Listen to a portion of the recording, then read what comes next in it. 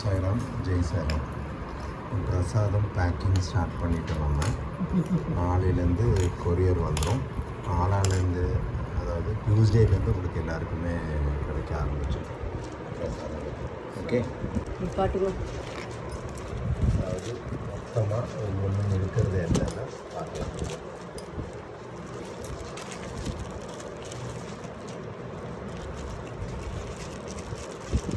கவருக்குள்ள ஊதி எப்பவுமே நம்ம ஊதி வந்து சின்ன கவரில் தான் கொடுப்போம். அதாவது இதே மாதிரி கவரில் தான் கொடுப்போம். ஆனால் இந்த இடத்துல நம்ம என்ன பண்ணியிருக்கோம்னா கொஞ்சம் பெரிய கவரில் கொடுத்துருக்கோம். ஓகே, ஸோ அப்புறம் குட்டி பாப்பா ஒன்று இந்த பேனா கொடுத்துருக்கோம். ஆமாம், குட்டி பாப்பா அதோட சேவிங்ஸ்லேருந்து ஒரு பேனா இந்த மாதிரி எல்லாருக்கும் கொடுங்கன்னு குட்டி பொண்ணாங்க கொடுத்துருக்கோம் சொல்லி அதையும் எல்லாத்தையும் ஆட் பண்ணி ஒரு கவராக பண்ணியிருக்கோம். அதுதான் இது.